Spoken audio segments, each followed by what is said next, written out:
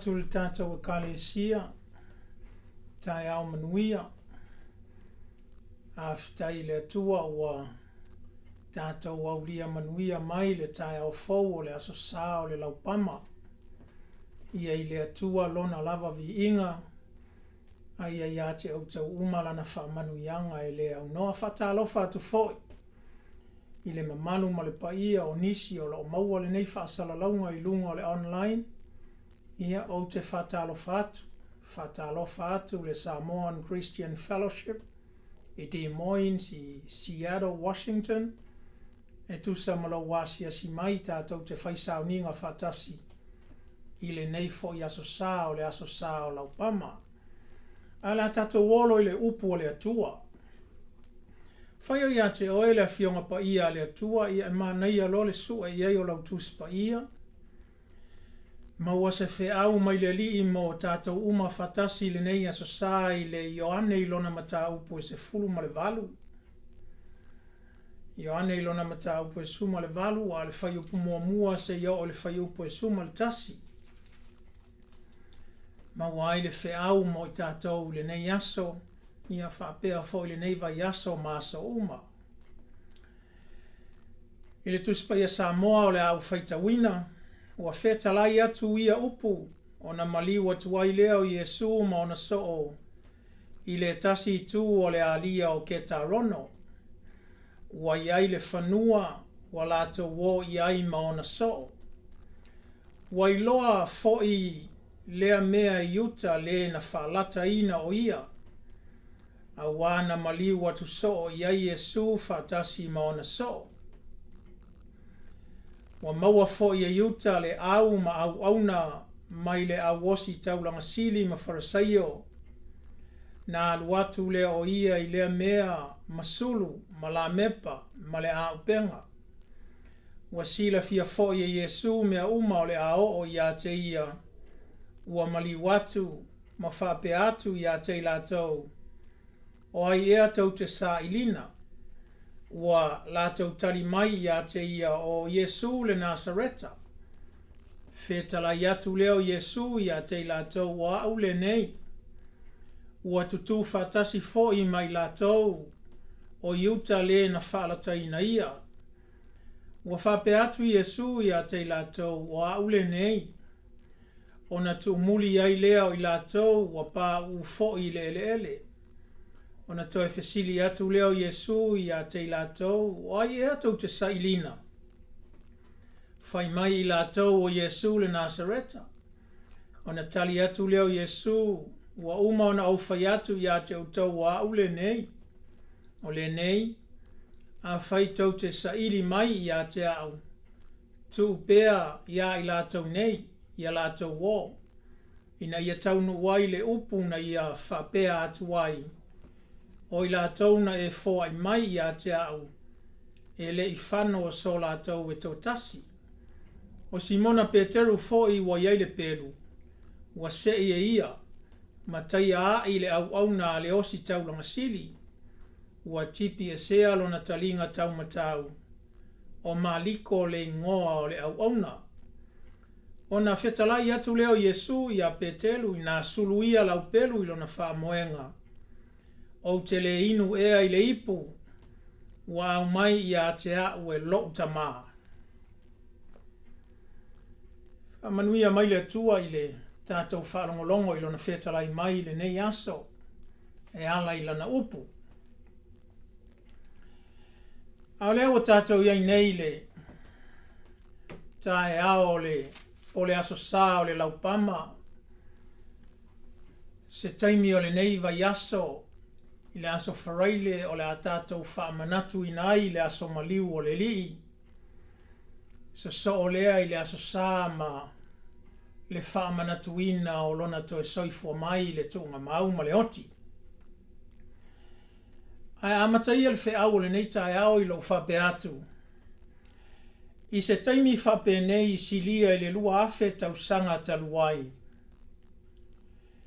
Na tupu ai i se tama i nuu i le sasa e tu to tonu o le lalolangi.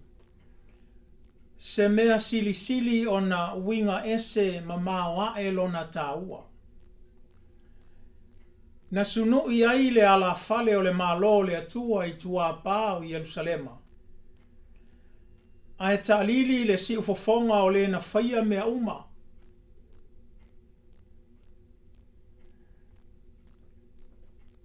Na longo ai le foafoanga uma. Ua taunu. Ua uma. Ua maea. I le sosoonga o le iunga o le vaiaso ma le amatanga o le isi vaiaso fou. Lona winga tasi le weekend. Na whataunu uina ai le atua pule ao mea te tele ma mea loloto le tāua e lua o lana fuafuanga pa ia. A mata I le aso wharaile I le aso maliu o lona alo. A e tāwalunga I le tai au sengi o le ulua I aso o le vaisa pati le toe soifua mai o Iesu. Taluai la ona e mua le maliu fatoa o ai le toe tu. Wa au manatu I le nei tai au e tāpena o tau finangalo ma o tātou loto. Mo le wha manatuina o le winga lo loto ma le tāua o le maliu o lo tātou walii. Lea o le a tātou wha manatuina I le wha ai unga o le neiva yaso. I le whai upo e sumaltasi o le mata upu na tātou whaita wina. O loo whetala iaile li I o te le inu ea I le ipu wa au mai I a te au e lo utama. O te le inu ea I le ipu. Le ipu. Mai ole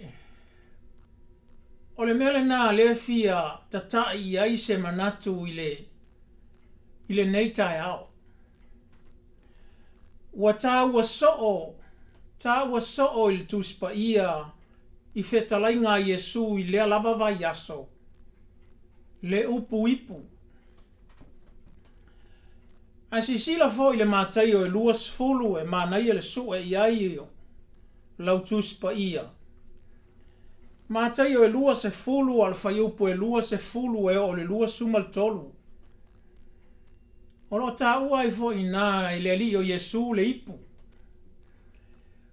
O na sawa I leo le tinao a tali I o sepetaio. Whatasi mana tamatane. Ua ifo maole mai I a te ia I se mea. O na whapea atuai leo o ia I a te ia. Se a se mea e te manao I ai. Whai mai o ia I a te ia. Ia e whetala iane. Ia no nofoa au nei tama e to alua. O le tasi lo I tū tau matau. O le isi foi lo I tū tau anga vale I lo malo. O na tali atu ai leo Iesu wa whape atu. Lua te le iloa le mea, lua te ole mai aina. Lua te mawhaia ea o na inu I le ipu o le a winuai. Ma ia papatiso ina o ulua I le papatisonga o le a papatiso ina aia. A wala fai mai a te ia, ma te mawhaia. Talanoa Iesu I le ipu. Le ipu a lea e tasi lea foi ua whetala iai a Peteru ina ua sei lana pelu mai le whamoenga a e tipi na ai le talinga o le au na le osi taulanga sili. Ua tātou toe maua foi le nā I le pō le toe paseka. I le mātai o e luas fulu ono a lona whai upu e luas fulu fitu, lua valu ma le lua iwa. O lo tā ua I foi le ipu. Ua tango foi o ia I le ipu ua whaafitai. Ua tango foi o ia I le ipu ua whaafitai. O na avatu ai lea e ia I a te ilatou ua whape atu. I nā inu ia o tau uma I ai. I le ipu lea. Le ua whetalai lea li I nā inu ia I tātou uma iai. A wā o lo toto le nei. O le toto le whiangainga fau. Ua whaamalingi ina mō ta ngata e toa tele. E whaamangalo a I anga sala. Pei ona au whaiatu e. A tonu e Iesu ao ngā o le ipu lea e ta ua so o Iesu. A tonu e Iesu se winga loloto. Ma e pei o le nā ua taita ina ai le atua lo loto ma le angangai. E tātou te vaava ai I ai le neita e ao I le ipu. Le ipu lea whai mai Iesu e te tau o na inu ai. Le anga o le ipu na au mai lonta mai le au mai e sisi ia te ia. Ua mae ale paseka. Io na ngā ilo leo Iesu ma o na so o e se fulu tasi. E o e tatalo I Getsemane. Ai mai le tuspa ia o whanua e masani o na o iai. E iloa le e iuta. A le po lea ua ese ua le iuta le fonu tatalo lea ua tu muli iuta. E ese fo ilana ipu lea la alu e inu. Ese mai le ipu lea na ofo mai e Iesu mo tātou uma. Ia ua muli ia iuta ilana fo ipu. Ai le o le ipu na ofo ina mai e le atua. Ua ola I Getsemane. Ona whai atu leo Iesu I ona so o e whatali I. A wana avea Petelu Ioane ma sepetaio. Whai mai ua whai titi atu te isi on tatalo o loa lea. Tātou mauala I le mareko e se fulu whaafai upe tolu ono. Nisi o fuai tau I le nā tatalo ma le nā fono tatalo. O lo tatalo ai Iesu e tā ua fo I le ipu lea.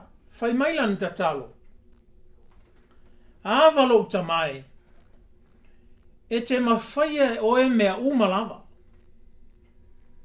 Ia e ave se ina le nei ipu ia tia. Avalo tamai. E te mawhaia o e mea umalava.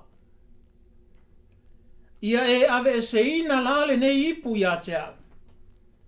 Ai aua le whaia lo loto. A o lou fina ngalo. E wholinga mai ua ma mafa ia Iesu le ipu. Ia wae le aise isi o le au so o le taimi lea e mala malama I le ipu lea ua ta ua so o Iesu I le lava vai aso ai maise o le pole e tas. Ma ua o ina whaoso so inalo na loto e la foa I le ipu. Ia e te ua to e mau alo na manatu. Whai mai loa le whai unga o lan tatalo. Ai awane I whaia lo loto lo tamae. A o lo fina ngalo. Tātou toi fo I lai le Ioannes fulu walu. Peion tātou whaita wina le neita e ao. E mai alo an tatalo Iesu ma ona so. Ia ai tutu atu loa tangata na au ina mai e. E le au wharasaio ma le au tusi upu ma ta I o le nuu e pu e Iesu. Ma le vai atua Iesu ma ona so. O iutal se kara le taita ia mai al so. Ai mai lan whamtalanga Ioane I whai upu Iesu tasin tātou whaita wina. I le vevesi o le nā lava taimi. Na se I ai e le so o Peteru lana pelu. Ia matipi lo le talinga tau matau o maliko. Le osi taulanga, le au na le osi taulanga sili. O ina la na mafuai na fetala yatu Iesu ia Petelu, sulu lau pelu ilona wha moenga. O te le inu ea I le ipu watu wina mai ia te au e lotama. Ma nino alfa mtalanga o le leina lea. O le ipu lea e whialua I ma Iesu. Na tu wina mai ia te ia e lona tama. O le alaia Iesu le filfilinga pe inu le ipu peti ai. And it was completely up to him. He had that choice whether to drink the cup or throw the cup away. Mal mela na o le tātou te whiti tilo i le nei tae ao e tā i mua le vai aso le aso maliu ia ma le celebration o le seta. O le ale ipu. Le ale ipu le ua feta lai soo i aileri.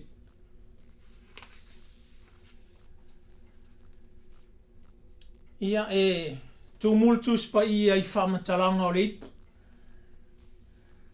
O isi whamatalanga e generalize, o isi whamatalanga e detail. Ai ona o le taimi. Ia whatanga mai au se ia o avatu na ni manatu se tolu. O te talitonu mai tuspa ia. O le ipu le nā le e whafsanga i nei mai Iesu. O le memo mua o maua mai le tala le a Ioane. O le ipu lea. O le ipu o whaoso songa. Whaoso songa e tā pena i lea lii o le lalolangi. O le whaoso songa te lea le finau ma Iesu le pōlea. I lana fono ta talo ma Peteru, Ioane ma Iakopo. Ma isi so. O le whaoso songa pe inu le ipu. Pe la foa i le ipu. Ma le whaoso songa muli muli lea e satani o Iesu i le tino. O le toe tau mawhainga muli muli a le al ti Apollo. A o so i fua ke riso i lunga al fonga ele nei. E tu lei mai pea ma whaatau matatau mai. E whaato i lalo le purpose ma le wiolo le atua. Ia ma le ipu lana le ai. Le wai luma nei o ke riso. O le ipu o whaoso songa. A le ti Apollo. Pe whai le mea e mana o aile atua. Ia pe whai le mea mana o aile tangata. O usoe ia ke riso le nei tae ao ta mama tina so se tasi o maua mailo leo. E tofu i tātou ma le ipu o tu uina mai e le atua. Le ai se tangata soifua e le iofo ina mai ai e le atua o le tangata malana ipu. O le tangata ma le saolotonga e whaiela na filifilinga. Pe inu le ipu o le atua. Pe inu lana lava ipu pe o yuta le sekara. Ma o le fesili fo ile nā. O lea tūla i mai mo tātou wa o tātou wha manatu le nei vai aso. Le maliu ma le toi soifua mai o le ali. E le moe le ti Apollo e saupea e wha oso oso tātou. Ina ia whai o tātou loto. Whai a tātou preference. Whai a tātou mea tātou te mana o iai. Ai whātua nai le mea e whina ngalo ai le li. Ia o loo ia oe le tali. O le nā ipu. A lea wau whai atu e tofu tātou ma le ipu mai le atua. And it is up to you what you do with that God-given cup.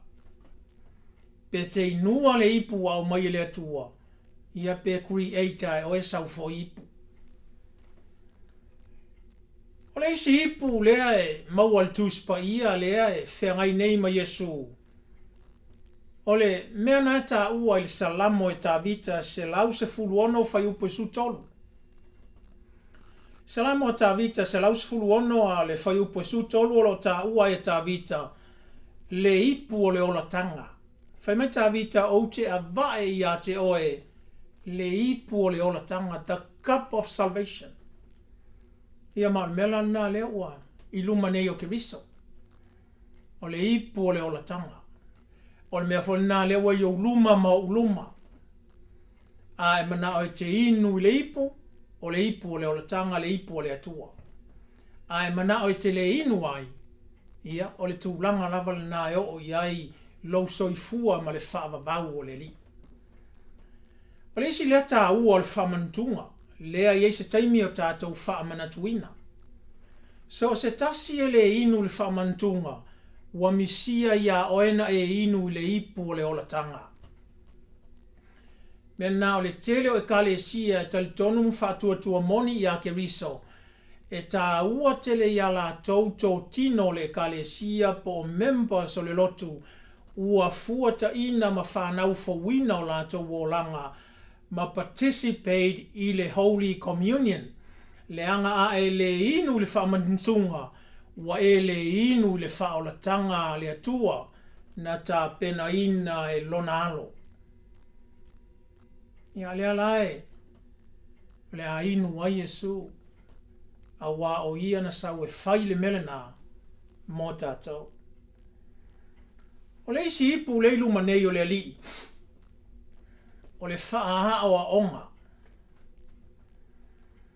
O ilo le lei Iesu ana le inua le ipu lea ai malol ti Apollo, e le aise example le lei mo oe maa.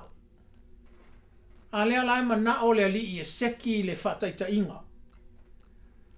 Whataita inga po o le whaawa onga o le o langa usi ustai le atua. O le soifua whaamua mua le ali. O le ola au auna i le atua e numera tasi le atua. A wae le se ipu whaingofie le ipu lea ua iluma o le ali. A ua fili le ali po o a whaingata. Pe oti ai, ua sauni e inu i lona usi ustai, ma le loto malie, ma le loto fia, ma le winga le nao lana whetalainga, a wane i whaialo loto, a o lau fina ngalo. Whataita inga o le usi ustai le atua, ai a tātou oe maa, ma le tātou celebration o le neiva yaso. Ia wa isi taimi e a o nei na o yaso ia whamanatuina o le kalesia kerisiano o te tō fesili tangata. Po le mea o tutusa a tātou celebration, meaning o a tātou celebration, ma le meaning o le celebration le altus pa ia. O le atonu le mea le a tātou te patipatia, o le atonu le mea le a tātou te celebratinga. O la uta talo i le atua, a o tātou tutusa tātou mea ia celebrate, ma le anganga moni o mea ia e whai mai altus pa ia. O le ipu o le olatanga. O le ipu o whaososonga a satani ma le manu malo ia i o le kerisiana. O le ipu o le whaawa onga le lei ua whatatia e keriso mō tātou. Mea lana e tātou te celebrating al neiva yaso. Ele o le tele o mea ai, ma le tele o le pepese, ma le tele o le toi foi le olanga e masani ai pe a uma foi le coronavirus. Tau le lo lotu, le aise winga o le salamo, na le loto wha maa walunga ma le manatu wha sausili, le whai upu i au auna le atua ma le kalesia, ia wa o langona na. Langona na, le ito tonu uma o le ipu le ala sauni le alii, e inu, ina ia wha ama mai na ai tātou. O le vaenga lona lua o te whietau tala i le neitai au, lea wa tātou loa le ipu. Lea wa tātou loa la le ipu leo le ainu e le li. Ai o te whia soso atu la i titi, o te whia tilo i to tonu o le ipu i le content. O a mea lai to tonu o le ipu. Ia, pe iau na o whai atu e tumultus pa ia, i mea lai to tonu o le ipu lea whetalai i eileri o Iesu. Ai o le awa watua na ni mea se tolu, e fuafua le tātou taimi. O le memo mua le to tonu o le ipu, the content of the cup, o le angasala. O le angasala. O le angasala le o le angasala Iesu. Ele o le toa sā. Ele o le toa sā o le atua. A o le angasala oe ma. A o le ala ua whaapipi i nei ia Iesu. Tusa o Iesu e pa ia, o Iesu e mama, o Iesu e le lei. A o lea la ua whapipi ine iai le anga sala o e ma. Now you think about that. Imagine po le ase fi o la Iesu I longa body. I le pipi I atu iai o le mea e a fo e unnatural ma le normal I lona tino a wa o Iesu e le ise anga sala. A o lea la ua whapipi ine iai le tatou anga sala e lea manongi leanga pisi fai mai le profeta e pei o le ie o le mai lona mumu I le ele lea ma le leanga ia lea la ua whapipi ine iai lau anga sala ma lau anga sala po le aso na langona a wai le masani e Iesu e fou le mea ia te ia lea lau ua whapipi ia tune ia le tatou anga sala o le manai ala ia o lau fai tau whamtalanga e Paulo I le kalisia I Korinito o le mea leo te tau mwhai whamtala atu ia ulawa upu whafonga mai lua Korinito mata upu e 5 an whai upu e lua sumaltasi a wā o ia na le iloa le angasala o ia Iesu na whaia lea e ia ma angasala ia le atua o Iesu na le iloa le angasala a ua whai nei ma angasala e le atua aisea o le sui o I tātou ina ia avea I tātou maami o tonu o le atua ia Iesu ia te ia e le mana ia le mana ia o le whamtalaina e Paulo ia Korinito le mea lea le tino e paia le tino e mamalu le tino e atua a lea la ua ko ngekinge iai le pispisia ma le ele lea lalolangi po le asa ona langona le tinga a wai fau ia te ia le mea e pei o le o atu o se whaamai ma losi ma pisi ai lona mamalu ma lona paia I la tātou le mamalu ma lo tātou le paia ese le matautia o le mele te tonu o le ipu content o le cup leo te tala noa ia le angasala lo tātou le kea ma le whamawalunga lo tātou le manatu ma mafa I o tātou winga tātou filfilinga ma tātou tala lo tātou whemomo wai o se taimi wai luma o se taimi wai le atua o se taimi wai tua Ena esele man nei ia te awa o ngā Paulo I le tū lea. Roma 5 whai upo e valu. A ua whaali tino ina I le atua lona lava alofa ia te tātou. Ina ua maliu ke riso masui o tātou. Ala ai whailang sala. Mawa e Ke leiloa ia te oe pe te fia alofa iskangaka e a mio le anga whapea. Ni aise isi o tātou e mawhaia. Iai teimi e tātou te whawhia mālo rosi ai. Ia ma tātou whautua ina isi I alo lofa. Awal tau I masui fili. Ia I to tonu o tātou a loto la tātou te langona le tātou te le mawhaia le melea. Ai wale whamtalanga Paulo whai mai a o kai kasi tātou ma whaasangal tangata I ona lava tu ina naunga. Ai whaali tino mailo na lofa. Ina ua maliu ke riso e le ona o tātou winga ele lea ai ona o ke riso a ia alofa ke riso a ia o le alofa e ngata a ia alofa ia a se isi lana mea o lo iai to tonu o le ipu o tātou soli tu la fono ua mumu ula ma o tātou whale tonu o le isi mea le to tonu o le ipu content of the cup o puapua ngā. Puapua ngā I o le li. O lau, e olo I puapua ngā o Iesu o lau favorite chapter I le tuspa ia atoa o le Isaia 5. E se lau fia whalongolongo ai whaitau mai e se isi ia te au.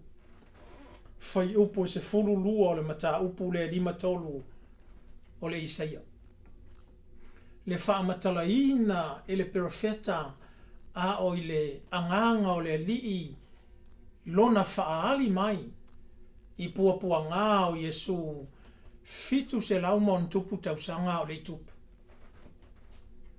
E mai e whapei a tau mata i ai ele au le lei, ele isi se mana o iai. Mai e tupu a e pei o se pongai le nuu e nau mati, ele ise vai e lafu a. O le tangata puapua ngā tia, o le tangata ua masani ma puapua ngā, ele aise isi e fia muli ai. Ia o le mele nā le tonu o le ipu leo si latu ia Iesu il whatoanga i Getsemane. Le la inu. And I don't blame him for voicing his reluctance to the Lord, to his Father. A wai o te iloa o le manino le va ai Iesu i details, ma le vivid picture o le mele la tupu, i le tolo i kolokota, e fua i le valo anga Isaia. Puapua ngā o le li. Pe ana o whai atu, na ia Iesu le filifilinga e la foa i ai le ipu. Pe tai wa ia manatu se whaawa o e tuu mo o e maa o i vai taimi nei. Na ia filifili ai au si usta i lonta maa, ai inu le ipu. E ui ai na whaingata. E ui a ina e oti ai. O le content muli o le ipo o te fiatala noa i aile nei tae au.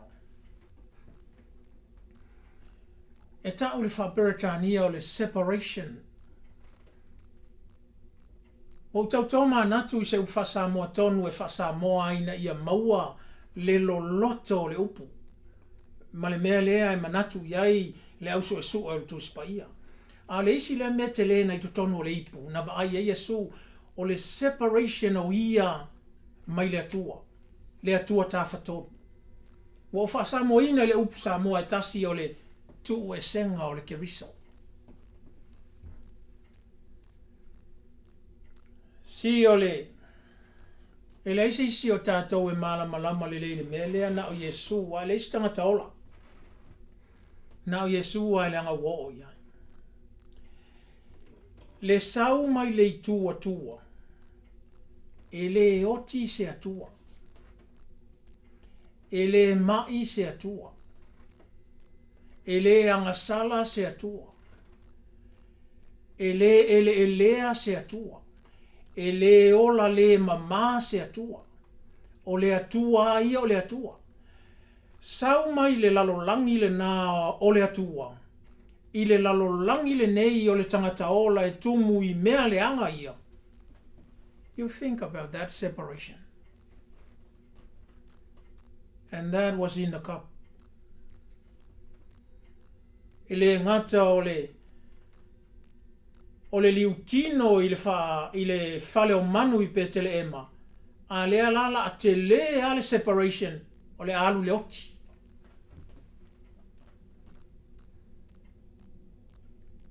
O se matuati ngā e le masisi o tātou ma whain whamatalaina. A o puapua ngā nā o ke riso leta mwhaila o apostolo e whamatala mai. I a tātou o na pōnei ina ia o tātou malamalama i le painful experience le whiangai ma le alii. Mai lona i tua i le tū whalatangata e le whaingofie. Le tū e senga mai le tāwhatolu o le atua o le peresona alo ina ia whai mea ia e whina ngalo i elitama. Wa mea. Le maliu, le toi tū, ma le ola e whaavavau mo oe maa. Mea lana le tonu o le ipu, le au soi le li le neitai ao, mea nae tolu o le tonu o le ipu. O puapua ngā o le li, o le tu e senga o Iesu, ma tātou wangasala. Lea lae, tau wivi le whātou anga i Getsemane, pe on tātou whaitau ali talai. A tonu a tātou whaitau atu wafu toto le li i whapea tātou, ia le anga e ki ngā whao le sātauro. o le tinga te leo i, o le tuu e senga o ke riso mai le tawhatoru. The separation. Le anga e le masani ai le atua le melea. And it was a huge risk. Aua fina ngalo le atua e whai. Fina ngalo Iesu e inu iai. Ona o le usi usta i lonta maa. Awa i to tonu o le ipu lea. Olo o iai le plan ato atoa a lonta maa. Mo le whaoletanga o le lalolangi. Ma le toe wha i atunga o le fuafuanga. Ia te ia o le ou le fuafuanga. Sila la le li o Iesu i le ipu mana i loa ai le whaoletanga mo oe maa. A le nā whaoletanga o le fina ngalo le nā o lonta mai na ia toe whaafo i atu i te ia. Lana tangata na whai lo na whatusa. Ia e maise o lana fuafuanga na whaia i aso e ono. Na ia inu ina le ipu. Mua o na olona usi usta i lonta maa. Lua wana sila fia i to tonu o le usi usta i le nā. O lo o iei le plan a lona ta mamo oe ma. A o le ipu a ia i le whaingo fie. O le ipu e whaingata. Ia mal fesili na o te mana o e tu watu ia oe. Le a foi o le au whialua i maa u le neiva yaso. O le whamana tuina o le aso maliu ma le eseta. O esa aunia talia la wipu mai le atua. E le ngata o le ipu o le sauninga o le whamantunga ma le talisuanga le ali. A o laulava ipu o uma na atofa i le atua mo oe malau o langa. Wa e saunia talia. Po o le nā e te nofoa oe ma create laulava ipu. A wane ngalo ia oe ma tato uma o lo maua mai le nei whasalonga online. Wala na mawhain tato winu i le ipu lea. O na iel tangata na inu mua ai. O lona suafa. O Iesu le keriso. O le alo le atua soifua. Le tangata na whaia le separation lea. O ia mai lona na tura atua. Ina ia mawhaina tato feinu i le ipu. Lea le ipu. Ipo le ola tanga. Le ola e whaavavau. Le mawai o le nei o langa ma le nei tino. Ai ei le whaavavau o sa uni le atua mo oe ma. Le whaavavau e le toi fesili eise isi. Ai o le a manino ma malama mea uma a wai taimi nei. Whaimalitus pa ia o lo tātou va ai whale atoa ai taimina. O le a tātou tilo ai ma le ato atoa. Au ia uma mea ua mafua o na tutupu ma tāpena. O na ieli tangata na mua inua le ipu lea mo tātou. Ma o ia le nā leo te mori mau ieli tae ao le nei. O lona suafa o Iesu le keriso. Mo au tau o la o maua mai lo leo ma whaafonga mai. Fia lava le tu o le nei atu nu o lo e sila mai moa mai ai. Fia lava le tu o le lalolangi o lo e maua ai le nei whasalonga. O le fesili lea le anganga mo tātou uma. Le ala umeana e whai le ipu o le atua. Ua ofo ina atu i a te oe. Le ala umeana e whai le ipu o le atua. Whapei o na iei le ipu na ave i a Iesu. O i tātou uma ua tofu sia ma le ipu o tu ina mai i ai. Elo tātou atua. O le fesili, what are you doing with that cup? What are you doing with that God-given cup? O lo ia oe lautali. O lo ia au lautali. Au tātou whaamana tuina i le neiva i asa. Le aso maliu o lo tātou wali i whaola i le aso wharaile. Whapea. lona toe soifua mai i le tae ao le asa. Ia il whaamanu i anga tele le atua i a te o il nei tae ao. Ai o le atato wō mo le amataina o le whaamanu tunga.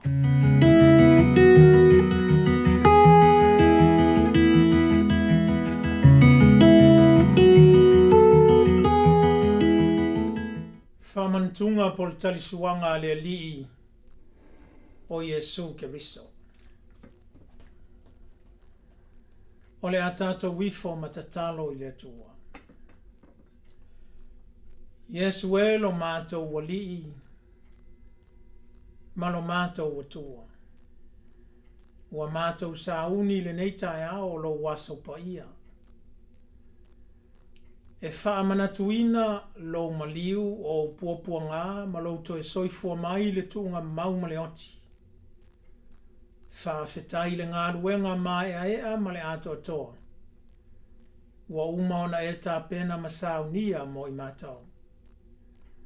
Bala watu le mana o lo wanganga pa ia, e tauto o lua ina ai lo mātou talia ina o le nei tali suanga laua fio. Ina ia manuia ma le lei mea uma e vi ia ai oe.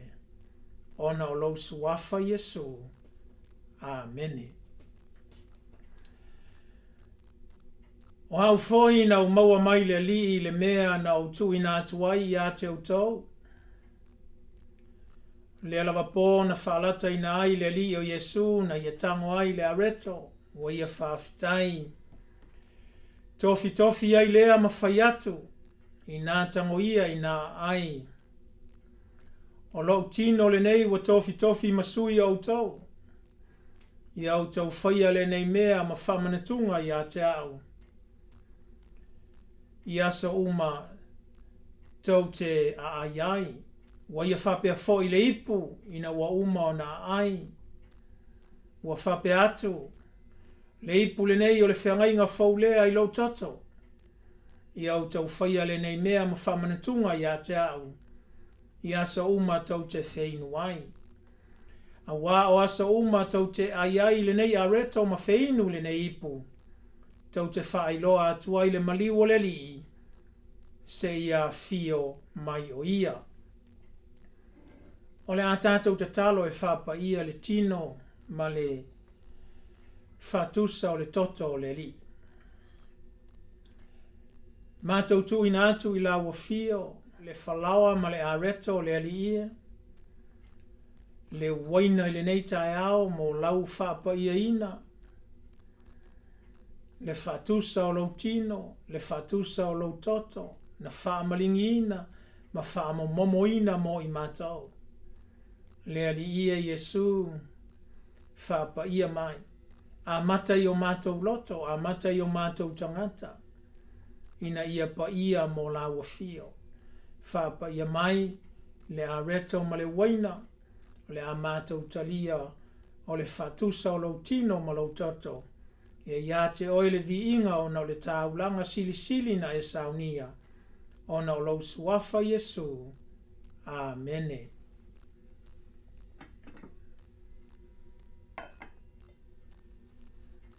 Le alawa pō na whaalata ina ai le li o Iesu. Na ia tango ai le areto. Wa ia whawhetai e pei fōi an tātou whawhetai e tu nei. Tofi tofi ai lea ma whai atu. I nā tango ia i nā ai. A wālo tino le nei wa tofi tofi masui au tau. I au tau whaia le nei mea ma whamanatunga i a te au. I aso uma ai ai. Wa ia whapea fo i le ipu ina wa uma o na ai. Wa whapea atu. Le ipu le nei o le whiangai ngā whau lea i lau toto. I au tau whaia le nei mea ma whamanatunga i a te au. I aso uma tau te whainu ai. Whailao i a te oe le nei tae ao le. Fatusa o le. Tino le li e manaia lo tangolo iai. Si tia i lunga ma sauni tātou te talia pe a uma upuia o le au whai atuai. Ina tango ia ina ai. A wao le tino le nei o Keriso wa tofi mo au tau. Ia au tau whaia le nei mea ma whamanatunga ia te ia so uma ai ai. Swafa o le atua le tamā le alo ma le anganga pa ia, tātou te talia whatasi ai le tino le ali Italia.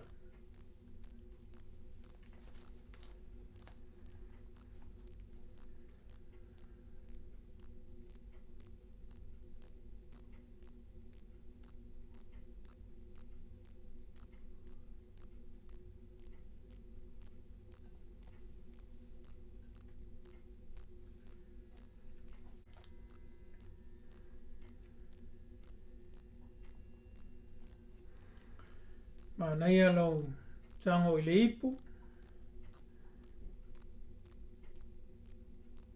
Le waina le toto le li o Iesu Keriso. Sauni tātou te talia pe a uma upuia o le au whaia tuai. Le ipu le nei o le whenga inga fau lea i le toto Iesu. Wha malingi ina mo le wha mangalo ina o angasala. Ia au tau whaia le nei mea ma wha manatunga ia te ia so uma tau te wheinu ai. Suafa o le atua le tamā le alo ma le anganga pa ia, tātou te talia ai le toto le li Italia.